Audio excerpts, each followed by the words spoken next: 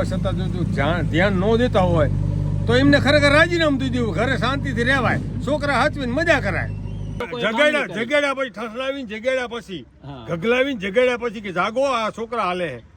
ત્યાર પછી આવ્યું જીસીબી આવ્યું, તેમજ લાઈનો આપી તો 2 દીકરીઓ પડી ગઈ રસ્તામાં. પારી ઉપર હાલતી હતી, જે પારી રહી, પારી જે દેખાય છે પારી ઉપર હાલતા પડી ગઈ અને કપડાં બદલાવા જતી રહી. ત્યાંથી મને ફોન આવ્યો.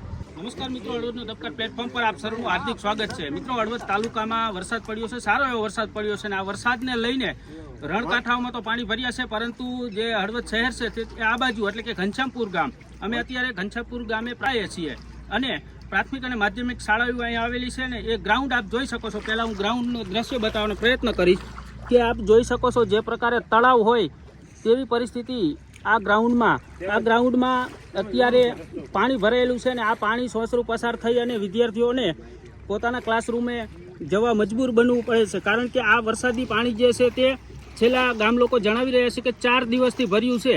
આ પાણીનો નિકાલ કોઈના દ્વારા કરવામાં નથી આવી રહ્યો. ત્યારે ગામ લોકો આપણી સાથે છે, તેમની સાથે વાતચીત કરવાનો પ્રયત્ન કરશું. નાગરભાઈ, આ પાણી કેટલા દિવસથી ભર્યું છે? આ પાણી આશરે 8 દિવસથી ભર્યું છે, 4 થી 5 દિવસથી વરસાદ ચાલુ છે ત્યારનો. ત્યાર પછી શિક્ષણ ખાતું આમાં ખરેખર એને ધ્યાન દેવું પડે. ગામજનોએ આજે જોયું તો 2 દીકરીઓ પડી ગઈ રસ્તામાં. પારી ઉપર હાલતી હતી, જે પારી રહી, પારી જે દેખાય છે પારી ઉપર હાલતા પડી ગઈ અને કપડાં બદલાવા જતી રહી. ત્યાંથી મને ફોન આવ્યો કે અમારી છોકરીઓ પાછી કેમ આવી, તો કપડાં પલળેલા કેમ છે. મેં આવીને જોયું તો પાણી ભરેલું હતું અહીંયા. તમે આચાર્યશ્રી અને જાણ કરી કે સાહેબ શ્રી આ તમે શિક્ષણ ખાતાને જાણ નથી કરતા, પંચાયતને કેમ જાણ નથી કરતા. તમારી ફરજ બને છે કે જાણ કરવી જોઈ. પંચાયતને અથવા શિક્ષણને જાણ કરવી જોઈએ. પાણીનો નિકાલ છે, બાજુમાં ગટર છે, બરાબર, ગટરથી પાણી નિકાલ થાય એવું છે તો કરવી પડે. તો એ લોકોએ આ કરી અને અમે ગામના સભ્ય શ્રી મોતીભાઈ દ્વારા પંચાયતને જાણ કરવા છતાં પંચાયતના સરપંચશ્રીના જાણ કરી અને તલાટીશ્રીને જાણ કરી અને જાણ કરવા પછી કે અમારી પાસે લેનું પડી છે, તમે લેનું લઈ જાઓ. અને તાત્કાલિક જીસીબી મંગાવ્યું અને અમે ગામ દ્વારા અને પંચાયતના સહકારથી આ પાણીનો નિકાલ કરવા માટે હાલ તજવીજ ચાલુ છે. અત્યારે ગામ લોકો જાગ્યા છે, એટલે ગામ લોકો પ્રથમ આગળ આવ્યા છે, ત્યારબાદ તંત્ર જાગ્યું છે. શું કહેશો? ગામ લોકો જાગ્યા એનું કારણ છે સાહેબ કે અમારી દીકરીઓ હોય, અમારા દીકરા છે, અમારા છોકરા છે, અમારા છોકરા પાણી માલું હોય.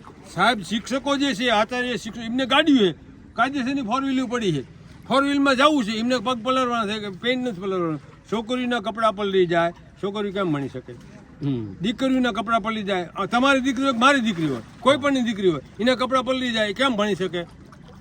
અત્યારે આ દરિયા જેવું આપણે જોઈ શકીએ છીએ, તળાવ જેવું પાણી ભર્યું છે, આમાં મચ્છરનો પણ ઉપદ્રવ થશે. સવાલ નથી સાહેબ. અહીં શાળામાં બાળકો જે ભણે છે તેને રોગચાળો પણ ફાટી નીકળવાનો ભય છે. ચોક્કસપણે આ પાણી રહ્યું અમારા જે નિશાળ રહી એના બોરની અંદર પણ જાય છે, એવું પણ દેખાય છે.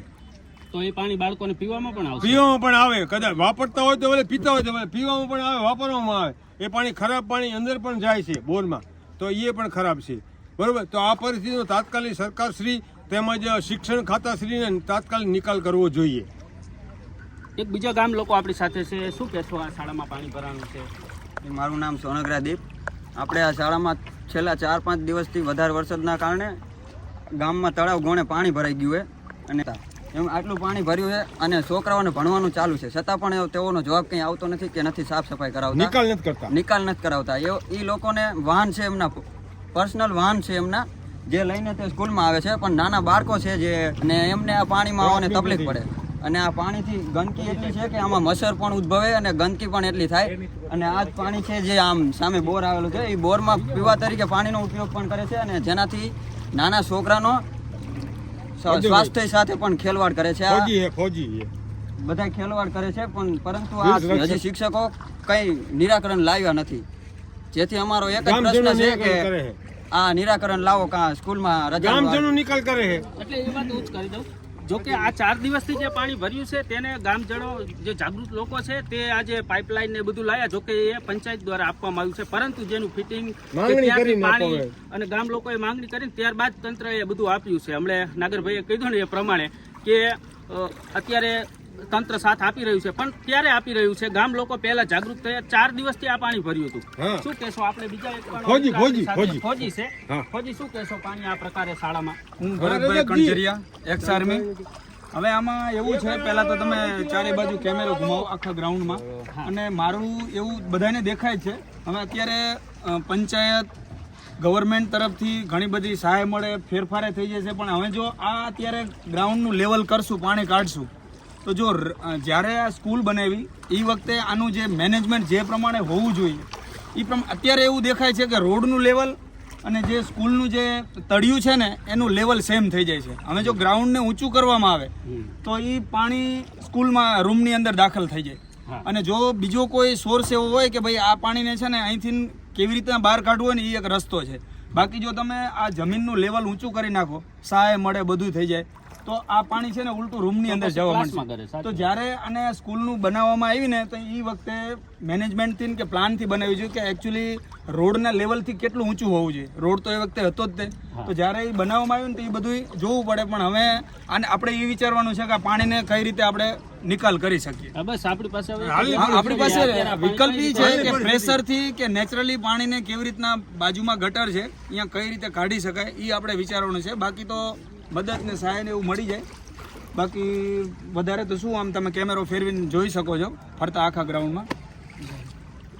તો મિત્રો, આ હતા ઘનશ્યામપુર ગામના લોકો, જેઓ કહી રહ્યા છે આ પાણી જે છે તે પાણી સ્કૂલમાં જે ભરાણું છે તેનો નિકાલ કરવામાં આવે. અને જો કે ગામ લોકો આજે સવારે આ 4 દિવસથી પાણી ભરેલું હતું અને આજે સવારે ગામ લોકો અહીં શાળાએ પહોંચ્યા અને ત્યારબાદ તંત્ર જાગ્યું છે અને આ પાણી બહાર કાઢવા માટે પાઇપ ને બધું રોડ પર લાવ્યા છે. હવે આ પાણી જે છે તે જો કે ગામજનો અત્યારે નાગરભાઈ કહી રહ્યા છે કે એ પાણી ગામજનો જ કાઢવાના છે. ગામજનો દ્વારા ગામજનો દ્વારા અને તંત્ર નથી, પંચાયતે સહકાર આપ્યો છે. તંત્ર કોઈ પણ ગામનું તંત્ર એ પંચાયત ગામ પંચાયત જીસીબી હાલ આવી ગયું છે.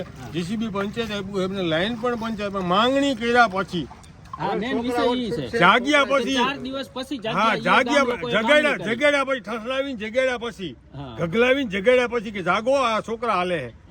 ત્યાર પછી આવ્યું જીસીબી આવ્યું, તેમજ લાઈનો આપી અને અત્યારે ગામ દ્વારા ચાલુ કરી. અત્યારે હાલ ચાલુ કરવાનું તજવીજ ચાલુ છે. મિત્રો, ખાસ અમારું એ જ કહેવાનું થાય છે કે જ્યારે તમને કોઈક જગાડે ત્યારે કેમ જાગો છો? તમારી નજર સામે જ જ્યારે પાણી ભરાયેલા હોય છે, 4 દિવસ સુધી પાણી ભરાયેલા હોય છે, છતાં પણ તમે આળસ છે છોડતા નથી. આજે ગામ લોકો અહીં જાગ્યા અને આવ્યા. બાકી જો ન આવ્યા હોત તો આ પાણી હજુ પણ અઠવાડિયા સુધી કદાચ નાગરભાઈ ભરાયેલું હોત. મિત્રો, આ દ્રશ્યો જે છે તે ઘનશ્યામપુર શાળાના છે.